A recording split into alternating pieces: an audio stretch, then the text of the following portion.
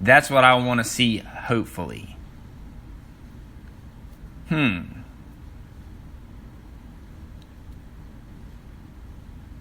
So, the 5-star prospect, ranked number 8 overall nationally, according to majority of recruiting services, comes out and says, I'm kind of hoping Coach Fisher or Coach Orgeron gets it. Which gives me an idea of the two schools. Not only does he have it narrowed down to. Now, I think it's 3. I think it's Ole Miss, LSU, and Florida State. But I think that with Ole Miss, it's kind of like Chad Bluin had brought up last night. We were kind of talking about it and saying that Ole Miss has got sanctions coming on them. Big time for recruiting violations. I think he has Ole Miss because he's from Mississippi. I think that's where he would like. I think if Ole Miss didn't have sanctions coming down, I think he'd be a lot stronger toward Ole Miss. But due to the fact he said, I hope Coach Fisher or Coach O. I mean, a lot of times recruits will reveal information without thinking they're revealing information. Because if you're being asked by LSU, talking LSU, they're one of your main schools, you're going to know what direction they're headed, especially if you're a top 10 national recruit. They're going to fill you in. They're going to give you a little bit more information, kind of talk it up a little with you. Didn't reveal the whole thing, but you notice he didn't mention a word about Coach Herman, who, I'm going to be honest, guys, my crystal ball, this is what I'm going to call, okay? I'm calling it. Herman will be at Texas next year. Jimbo Fisher will be here at LSU. I think LSU, that's who they want. They wanted him last year, literally had him here. They're not going to make the mistake this time around. You won't hear anything else about Jimbo Fisher for a while. I think his agent has shut it down with LSU, and I think he said, "Look, not now. We're not gonna go negotiate or talk until after the season's up." I'm telling you, Cam Akers wants Coach O or Jimbo. And look, here's the good thing about to get this kid. If they were to get Jimbo and Jimbo were to retain Coach Orgeron, done.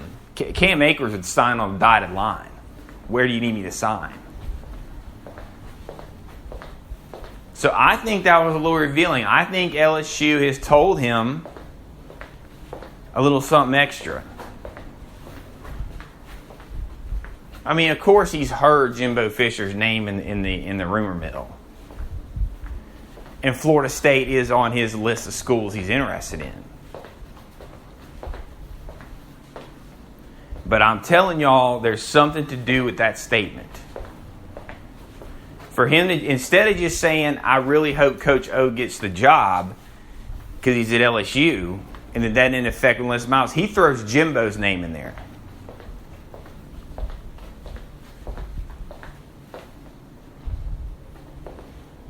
I just think that was very peculiar that he would just throw that out there.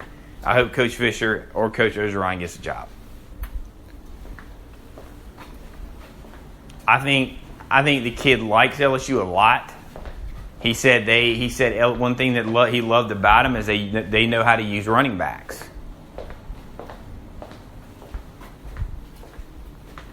That's my opinion.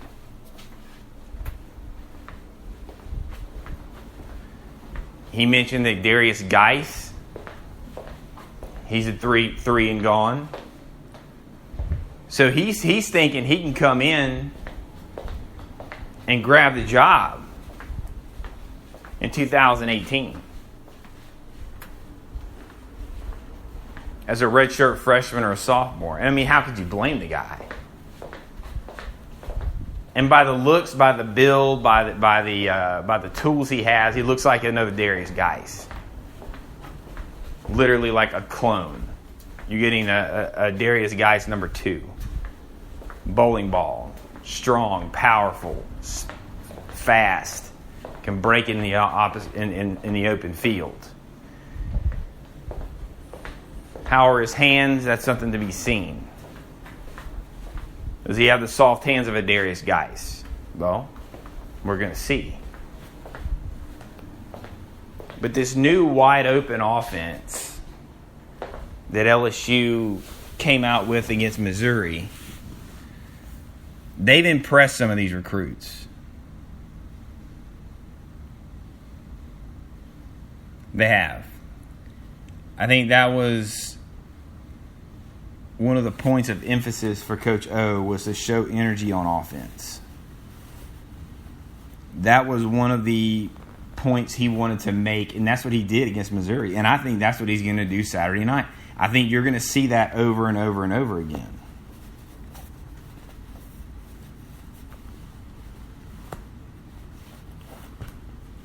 Coach O, in the longest job interview in the history of mankind,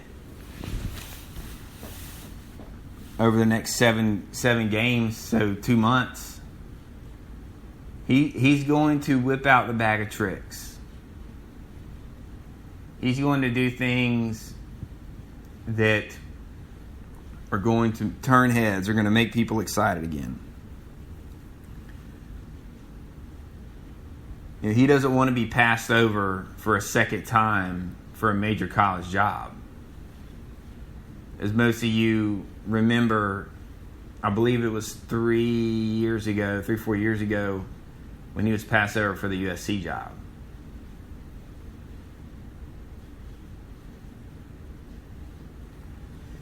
Coach O is trying to get this job, and look, if he's the right man for the job, I'm all for it. So,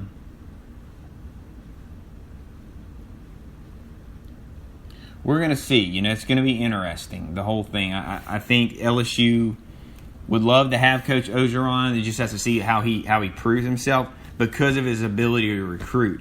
You know, recruiting, you talk a lot about coaches and their X's and O's, but recruiting is a coach's lifeline. Yeah, you can be a fantastic coach, X's and O's guy. But if you don't have the right guys for your system, those top-notch athletes, you're not going to win football games. Point blank. We all know that. Players win football games. Simply put. Coaches put players in position to win games. They can't go win it for them. So your lifeline is your recruiting. And I don't think recruiting gets a big enough emphasis on some people. They don't buy into it as much.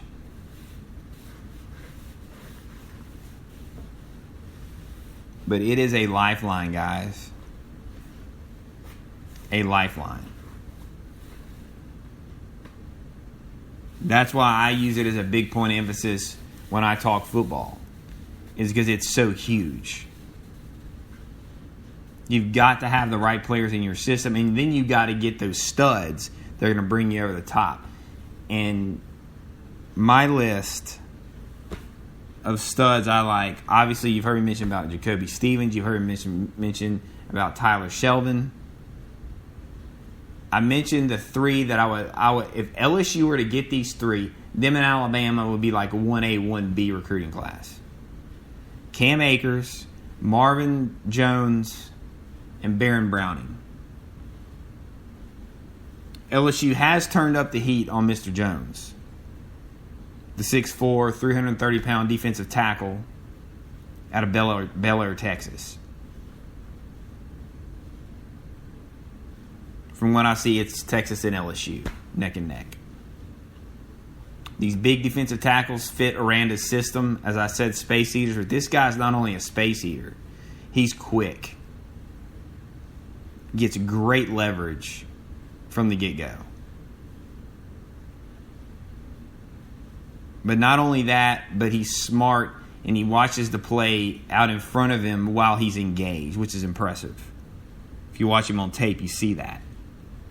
Stays at home, doesn't get fooled by misdirection, but has a motor that's just always going. He's good. He's a football player. He is a football player that's got freakish athletic ability. So this is big time. So, but let me tell you what. First, let me get to this. I want to get to this Denver San Diego preview because the game starts here in about 15 minutes. I want to get that to you because I want to also give you the fantasy.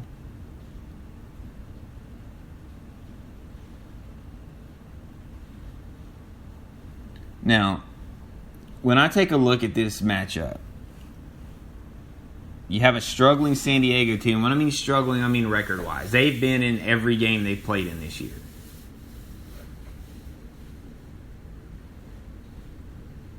Every single one. And they played some tough teams. This is a tough draw for them. It's a division rivalry game, which they're getting Denver off of a loss. Denver played one of their worst games, particularly on the offensive line. Defense allowed a couple of big plays. Atlanta was able to exploit Denver on the I should say on swing passes, underneath routes, things of that nature. And then they'd hit a deep one every now and then. Tight ends, running backs, and you can look for San Diego to use that as well tonight. Melvin Gordon, I would definitely start him if he's in your fantasy leagues. You may not see Rivers with some deep balls.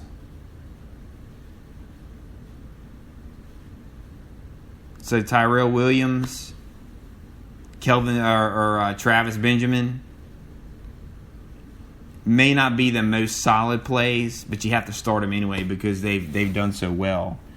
But as far as on the offensive side, from a fantasy standpoint, Phillip Rivers and Melvin Gordon would be starts for me. And Travis Benjamin, I may hold off on Tyrell Williams for this game. Now, looking at this game, look, Broncos coach Gary Kubiak will not be at the game. He's got migraine headaches.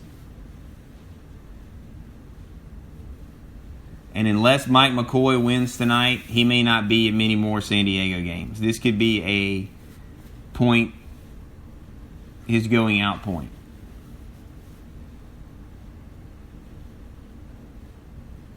Special teams coordinator Joe DeCamillis will be I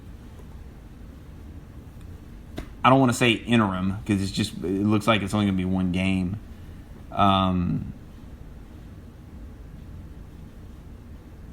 He is ironically the son-in-law of Dan Reeves, a four-time Super Bowl head coach. Looking at this, Mike McCoy's issues include his team losing 16 of his last 21, 11 straight in the AFC West. And now he's coming in to face a Broncos team with a 15-game road winning streak. Chargers already have blown four fourth-quarter leads this year. And now he's going against pass rush extraordinaire Von Miller, the defending Super Bowl champs, coming off a loss.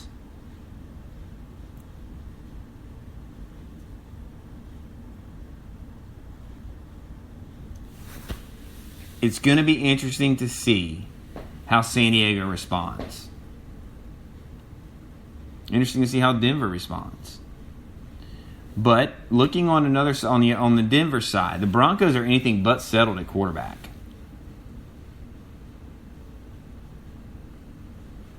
Simeon's coming off an injured shoulder. Paxton Lynch is looking like a rookie. Looks like Simeon's going to be a go tonight, which I think puts the Broncos in a better position. They're kind of keeping it hush-hush.